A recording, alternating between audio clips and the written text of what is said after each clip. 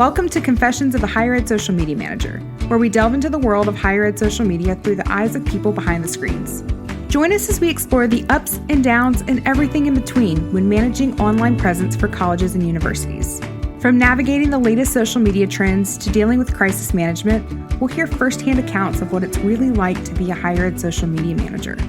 We'll sit down with masterminds behind some of the most innovative and engaging social media campaigns in the field and hear their behind-the-screen stories, best practices, and insider tips. Whether you're a seasoned pro or just starting out, sit back, grab your headphones, and get ready for some candid confessions and valuable insights into the world of higher ed social media. Confessions of a Higher Ed Social Media Manager is part of the Enrollify podcast network. You can subscribe to this podcast at enrollify.org or wherever you get your podcast.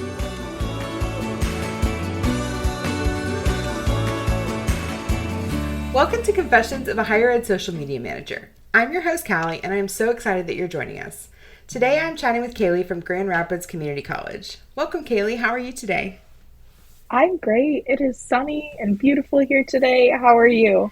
I am doing great. Again, it's also sunny here in South Carolina. I can't ask for a better day. So let's jump straight in. I don't think anybody starts college like fresh out and there's like, I want to run social media for a university. Like that's usually not like the first thought.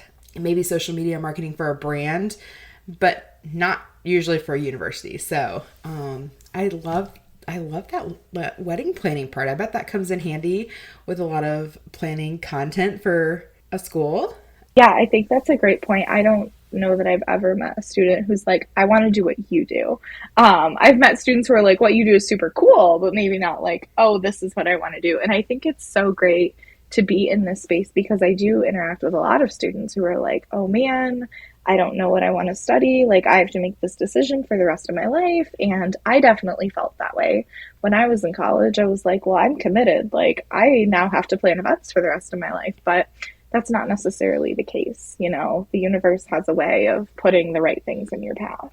Our experiences also transcend just managing social media. We do have the ability to connect with students on a different level and being able to, I think one of my favorite things about managing social for higher ed is being able to see students that like come in as first year students and then as they get to their senior year, watching them unfold. Sometimes I know them on campus, but sometimes I'm only seeing them through their interactions with the university. And so that is an interesting like way to watch somebody grow up essentially and how they mature over their 4 years or however long it takes them to go through, or 2 years in your case. Like it's an interesting way to watch people online in a non-stalkery way. Sure.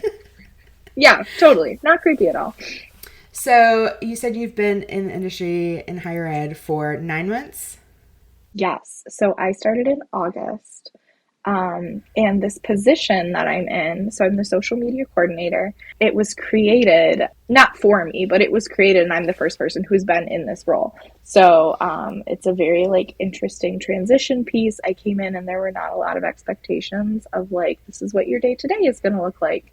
And these are the projects we want you working at. It was literally like, here's this piece of paper with all of the passwords and logins for our accounts. Best of luck. Do as you please. Which has been so fun and a little intimidating of not having a lot of those expectations to like upkeep campaigns that have been going on and that sort of thing. But it has been so fun to kind of like carve the path and try new things and see what works for social media for a community college.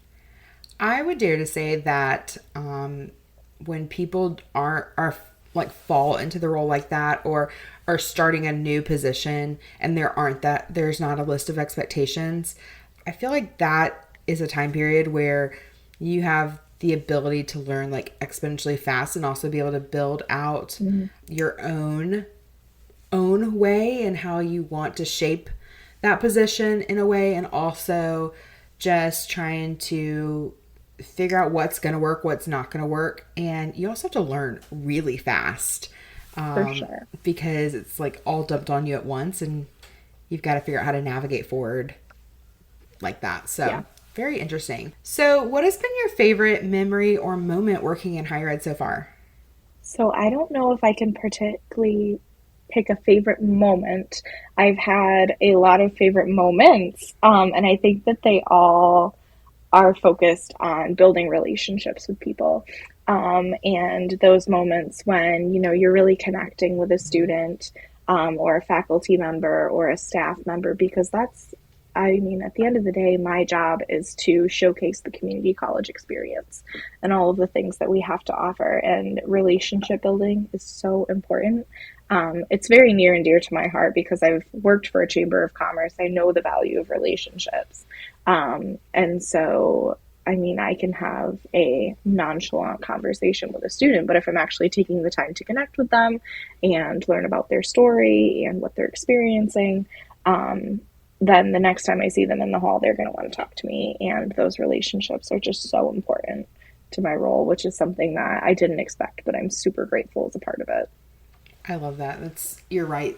I think community building and those relationships with our internal community are so important, and often under discussed in our jobs. And yeah, I think that's one of those things that I would give any person that is starting off, like the tip, like this is going to be something that it's not in your job description, but it's going to be so important to what you do. What else do you think is an under discussed part of the job? I think there is, like, people just hear social media and they're like, oh, that's easy. You just post on Facebook every once in a while. I don't think people realize how much work can go into social media. I think people would be amazed if they got to see my Google Calendar and all of the meetings and events and deadlines I have that I'm working towards. And so I know there's a lot of other brands and probably other schools who are not fortunate enough to have a full-time social media coordinator. So I think that a lot of people don't realize that it can be a full-time job and that it takes a lot of energy, and a lot of planning, and it's not just posting something and hoping that it goes well. It's digging into the analytics and seeing what is trending and staying on top of that, and it's a lot of work. Alrighty. We're going to play a game, guys, okay? So, first and foremost, get a pen, get a paper, pull out your notes app on your phone, whatever it might be, okay? Got it? Great. All right, what keywords does your website currently rank for? Take a couple seconds, right? 1, 2, 3, 4. I give you a few, not just a couple. What doesn't it rank for that you think it should rank for? Okay, 1, 2, 3, 4. Now, what are a few keyword opportunities that you could be winning on if you just simply tweaked some of your existing website copy? Got it? Okay, how'd you do? Ooh, not so hot? Not sure what you're currently ranking for, or not sure what you could be ranking for? Well, that's okay, because our friends at DD Agency want to help you answer all of these questions. DD Agency is a higher ed specific marketing technology agency that has conducted countless SEO audits for colleges and universities across the country. In these audits, they detail where you currently rank, what you could be ranking for, exactly how copy should be tweaked on website pages, and so much more. If this sounds like something that you could benefit from, give the guys at DD Agency a ping and be sure to mention that Enrollify sent you to claim a 10% discount on any of their SEO offerings. So head on over to enrollify.org/DDA SEO. That's DDA as in DD Agency, SEO, or simply follow the link in the show notes below. That will guarantee you get a 10% discount off of your audit. All right, head on over to enrollify.org/DDA SEO, or simply Google DD Agency, find DD Agency's website, and be sure to mention that you heard about them through Enrollify when you request your audit. All right, folks, back to the show. That literally goes into our next question of what do people misunderstand about your job the most? And I know for me, that was always my family sometimes said, like, oh, you just play on Facebook all day. And I'm like, I just want to scream, because that is not what we do. We do so much more, but that's like the surface level, what people see. There's so much work that goes in behind the scenes, and stuff that we have meetings for that has nothing to do with social media, but that in a roundabout way is included in what we do. So through all of this and through the busy calendars and trying to manage a new role, have you come up with any like hacks or tips that have made your life a little bit easier that you're willing to share For with sure. the audience? Yeah, I think that there is this expectation that is a little unrealistic that people set for themselves, that everything that goes on social media has to be polished and beautiful and like edited fully out. And I have seen a lot of success with really authentic content, which I know has been a shift in what our social media looks like. Beforehand, it was, just throw things to the graphic designers, have them create graphics that kind of look like ads, and we'll just throw those up and see how they go. But and that takes a lot of time to design things and schedule them. And sometimes our content that does the best is super authentic, like behind the scenes, day in the life as a nursing student. People are looking for things that they can relate to. And I think they appreciate that honesty. And I think that's definitely switched, because Instagram used to be about, like having the perfect grid and having the same color schemes and using the same filters on everything. But not so much anymore. People just want content that they can relate to. One of my biggest phrases that I use all the time is value over noise. And so that definitely plays into putting out authentic content. So sometimes if you're putting out just ads or posts that look like ads, it starts to become noise to your audience and they're not going to engage as much. It's going to look like everything else that is put out. And so when you put out authentic pieces and unpolished pieces that are representation of what campus is actually like, or what your environment is like, or like a real story that's happening that's not gone through the graphic designer and the writer and the ringer and all the different people it's got to be approved through, I usually find that those do better as well, because it feels more natural to social media.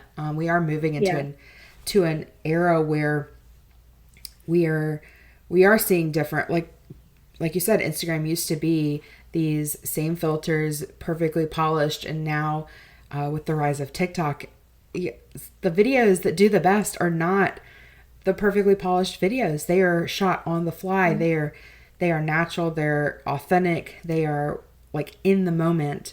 I see that on my own account all the time. Yes. If I spend time on it, it's more likely not going to do well than if I just shoot it in my car, shoot it with crazy hair, or just shoot it in the moment. Like it's interesting to see that people are starting to really connect more with the authentic side, because I think part of that is just everything got to the point where everything was so perfectly polished and you couldn't tell what is true, what's not, what's authentic, what's not. Like, if I know sometimes we talk about this often, that our admissions content for a school is always the perfect student dressed in the school t-shirt that's walking down the stairs of the main beautiful building or whatever, or the 3 students sitting on the grass with their computers, like working. Like, when have we ever seen that happen in that exact scenario? Like, we plan those we all photo wear shoots, sweatpants, right? I remember doing a photo shoot once. It was the middle of the summer and we had them wearing sweatshirts so that we could use it in the winter, because we didn't want it to be too cold to shoot in the winter. And so we did all the seasons in one photo shoot. And I just remember thinking, like, these poor students are wearing long sleeves pants and, like long pants and sweatshirts in the middle of like a 90-degree day in South Carolina, because we wanted to make it look pretty and perfect. But the reality is like, when you look at those pictures in the winter, it's not that sunny and green and the leaves on the trees. Like, it's a very clear what we did there. And so, it's definitely changed my perspective of how to manage social media for university, because if we're selling people on something that is not true, and they're going to see through that, one, and two, especially when they come to visit and they see that's not what people do on the daily. For sure. And then also they're going to be there their first year and then they're going to transfer because we lied to them, or we didn't tell them the whole truth. We gave them a version that is not quite what actually happens. So That's definitely been one of my like biggest lessons and biggest red flags that I raise. I'm like, okay, let's rethink this, because students are seeing through that, and we're just making us look like a fool at some points, and we're You're looking silly. Yeah, like we're losing their trust off the bat, because we've chosen pictures that don't truly represent us. There's so many times like that stuff happens on campus that we can capture that shows the authentic life of campus, and I think that's important to use. Okay, so next, you've already talked a little bit about how you were in the wedding planning industry, but if you were not in higher ed social, what other occupation would you like to try? Like, if you had the ability to do anything, what would you do? Really, to do anything. So I am currently taking graphic design courses to get a certificate in graphic design. I just want to expand my knowledge of like all things marketing. So I feel like this job has been an amazing space for me to like really fully understand social media.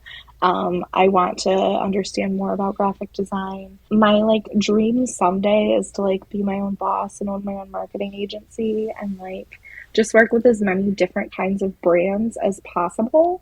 And like just be able to tell everybody's story in a cool, unique way. If I was living another life, I think I could be a really good like professional organizer. Ooh. I love having things in the right place.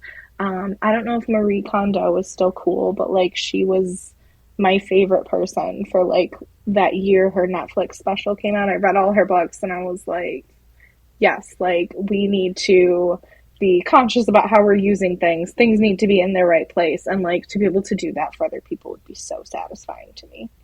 So I need to hire you and bring you out to my house.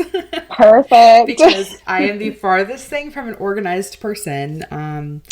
My brain is chaotic, and while that is a plus in that it allows me to juggle a lot of different things and tasks and projects and jobs, it does not help when it comes to organizing, because that's not my thing.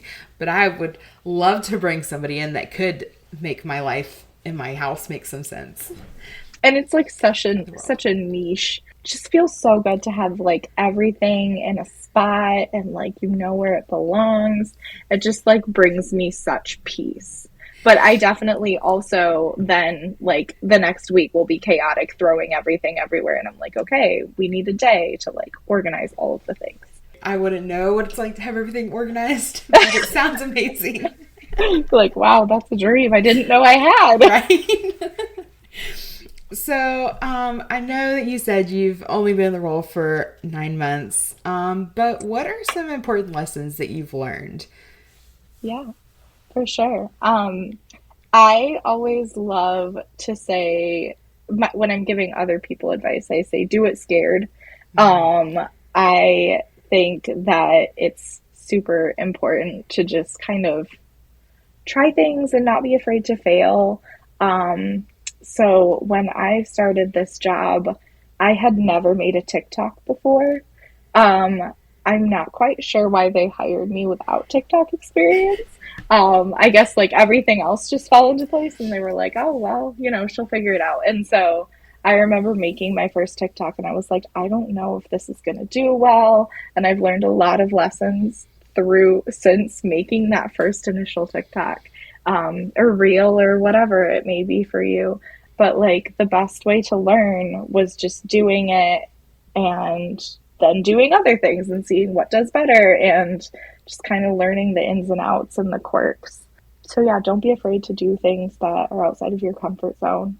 I also think that social media is like, for some people, it's still really new as seeing it as a tool that we need to be investing money and time into.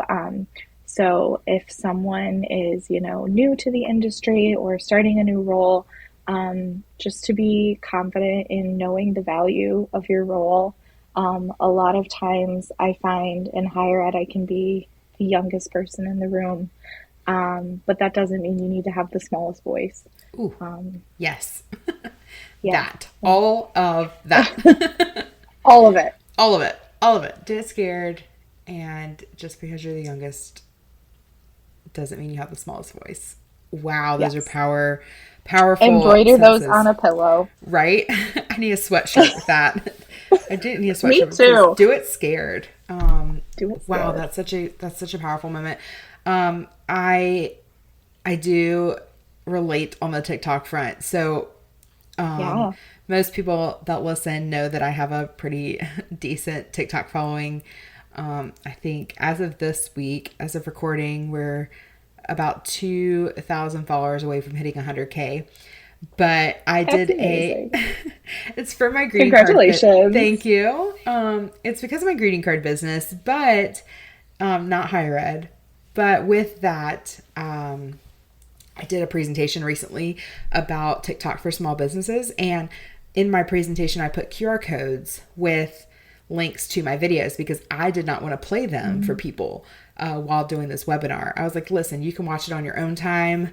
Put QR codes. Not in front of you. Yeah. Like I put QR codes so whatever I'm referencing, people could go and watch. But when I went to like scroll back to like my first video, I watched it and I was like, oh man, this wasn't terrible.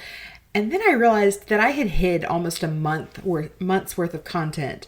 I had changed to me only, so the privacy settings. So I had to unhide all of those videos because I could not lie to this audience and tell them like I started off with a bang.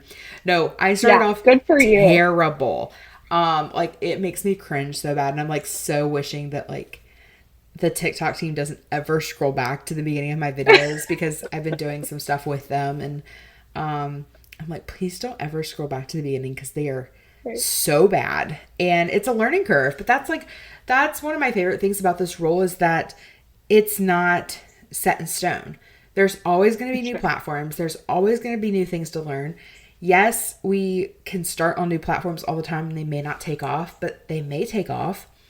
I know that one of my biggest tips, and I want to mention this now, like with sites like Lemonade, which I love the name of that site. It's spelled like lemon, Is like that the how fruit. you say it? Yeah, so it's Lemonade. lemon with like the fruit and then the number 8, so lemonade. Yeah, I just downloaded it. Yeah, I love that because it's like eliminating Instagram and all the other, like eliminating Meta. I love a good play on words. So Lemonade. You're like, this is a fun. Yes, love. So Lemonade and Clapper are like the two rising, like trendy at this very moment. They'll die off in a few weeks, but I don't see them going far. But one of my biggest tips is when a new platform comes up, I always see people jump into the higher ed social media group on Facebook and ask, what are you doing on this platform? And the biggest tip is just reserve your name and then forget about it. Like put it in a password document somewhere. I have a list there's probably 30 websites, apps, etc. that I have like saved my university's name on that we will never use. But there was a trend on TikTok, I don't know, maybe a couple months ago, where people were finding their school, like they were creating their school's handle and then trying to make the school pay them to get it. And so they were holding it for ransom.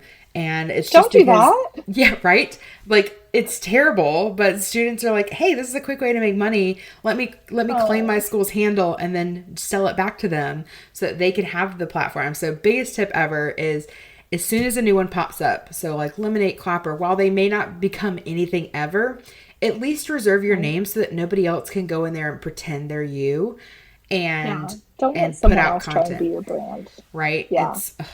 It's so stupid. There was a few students that like had decent videos like go viral about how they were holding these usernames hostage, and I just felt so bad for the schools. I'm like, this is a biggest tip for anybody new to the role.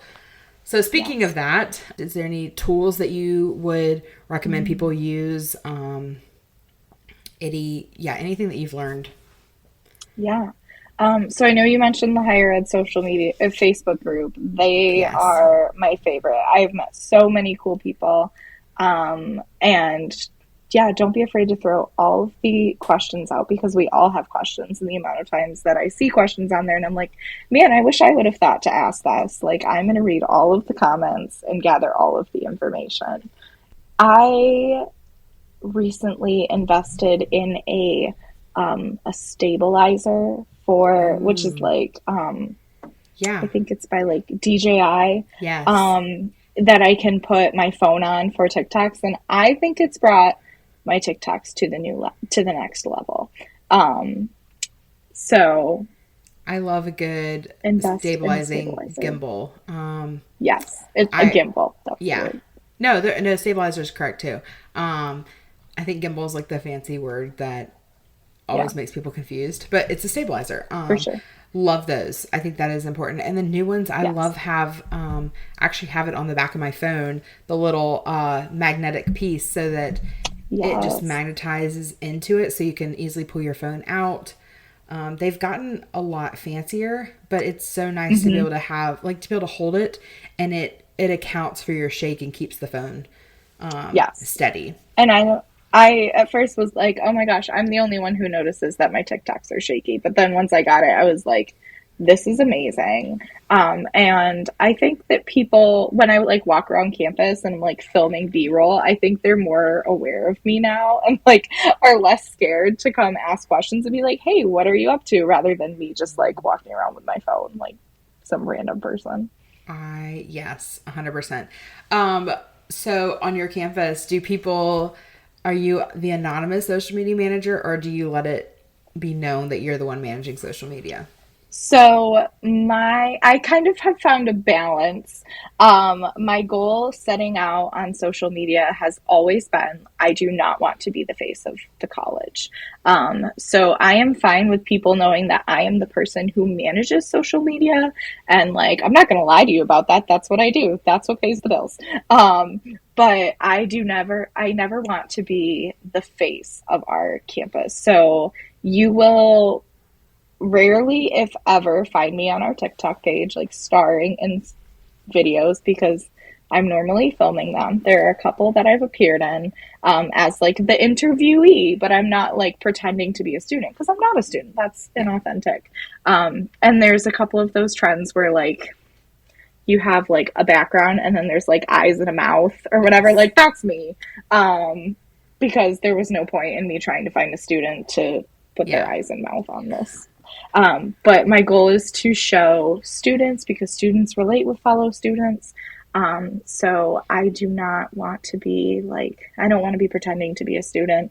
And it's not that I'm camera shy. I'm all over my personal TikTok, but that's my brand. This is not my brand. But like, students on campus definitely know that I am the social media manager, but from interacting with me and seeing me doing things out and about, not because I'm the face of the brand.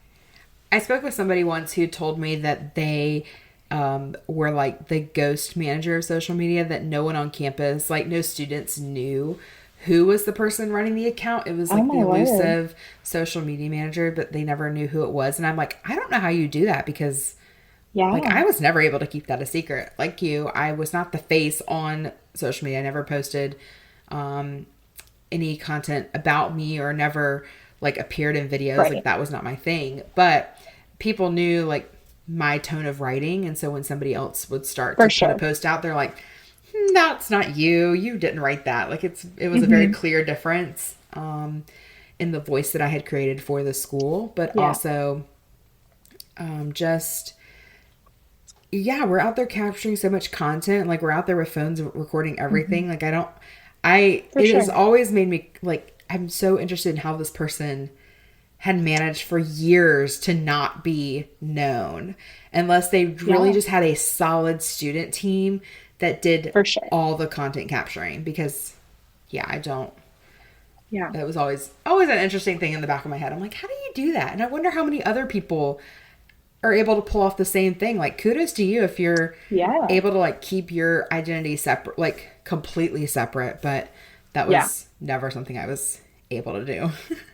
I am so jealous of schools that do have student teams as a part of their social. So I as it's a new position, I do not have a student team yet.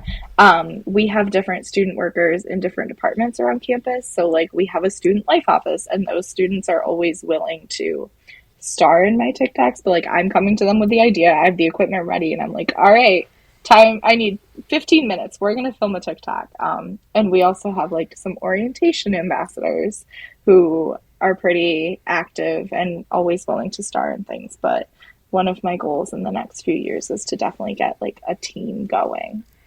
I bet that would be a lot more difficult for a 2-year school than a 4-year school. For because sure. For 4 years, you can bring them in the first year as freshmen and train, like give them a year of training, and then like give them slowly more privileges over year 2, 3, and 4. But with a 2-year school, you're limited to like having to kind of plug them in right off the bat, because you only have 2 years, or potentially more, because everybody takes a different college path. Right. But like you have way less time with them than the traditional 4-year on-campus students. Mm-hmm. And our average student definitely spends a lot less time on campus, just because they're usually juggling jobs. And like our student demographic, our average age of our student is like 26. So we have a lot of people who are coming back to school, and they have families at home.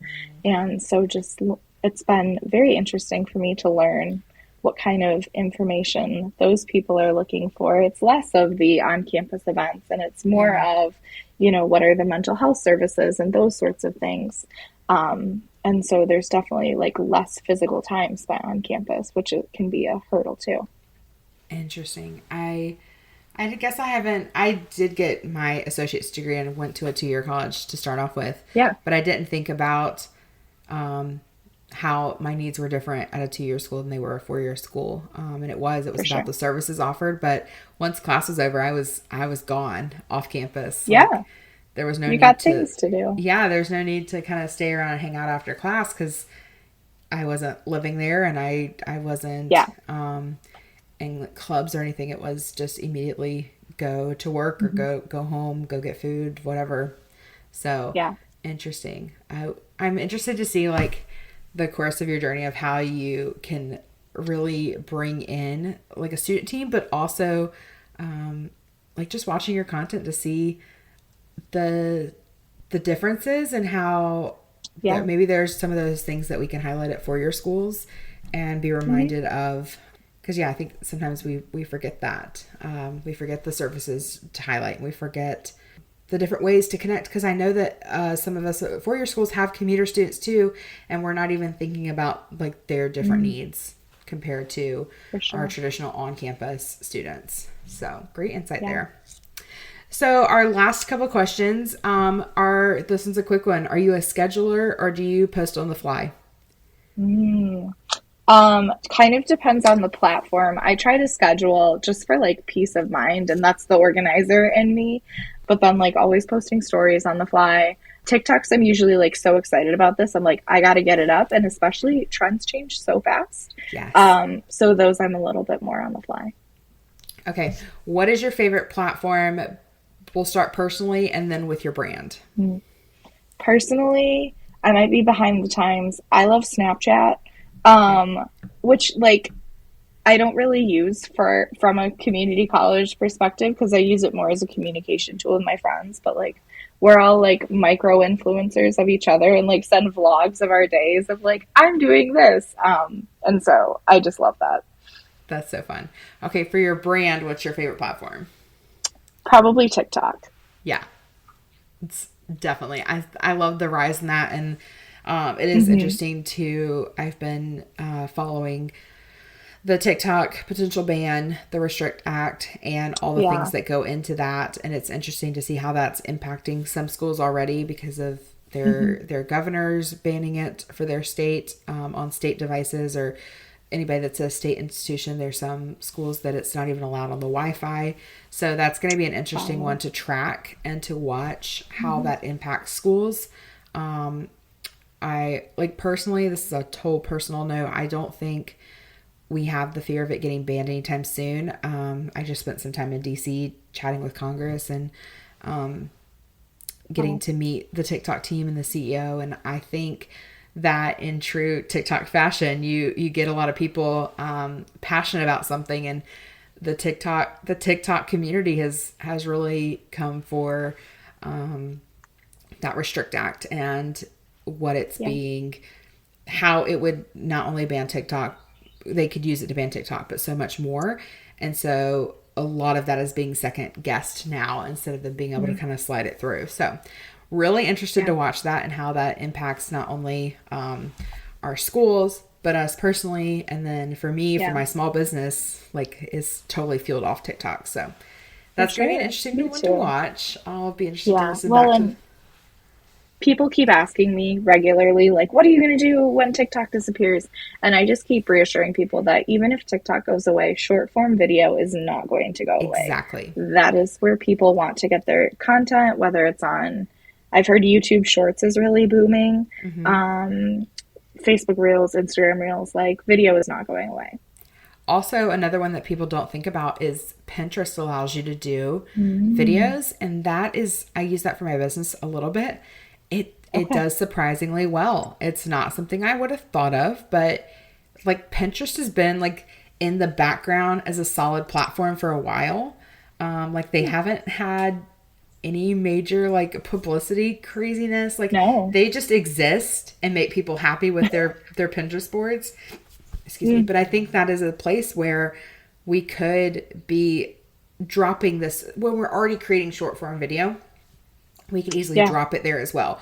Not like a whole strategy for the platform, but it's another place to put that video that could get in front of people. And then the last question is, what is your confession? What is something that you've done as a social media manager that someone probably wouldn't expect?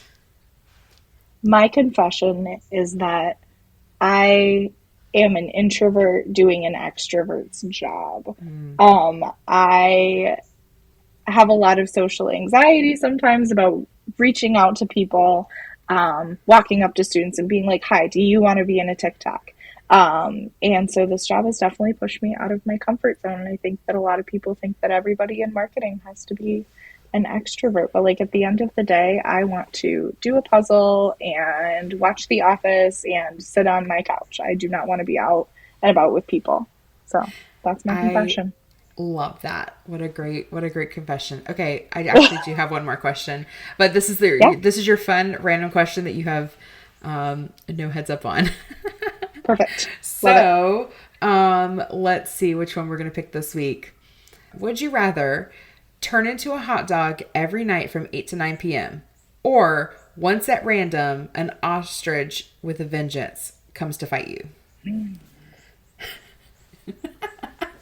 I'm going to say the ostrich because I am a night owl and I value those late night hours. I can't be a hot dog for an hour. I have to be doing things. I love the logic behind that answer. I'm going to have to take some self-defense courses, though, to be prepared for this ostrich with a vengeance. I looked up dinner party questions and that one popped up. I was like, these are great podcast questions. Yes. What would you rather do? I'd probably pick the ostrich too because I also value 8 to 9 p.m. That's like prime time for me. If the time was switched to like 7 a.m. to 8 a.m., done. Hot dog every day. I would be asleep. I wouldn't care. Thank you so much, Kaylee, for joining us on the podcast. I'm so excited that you were here today. And we are going to include your social handles that you share with us and your bio and stuff in the show notes so that people can get in touch with you. And just want to say thank you for representing the 2-year colleges out there. Thank you for sharing your experience and being part of this conversation. Yeah, thanks so much for having me. This was super fun.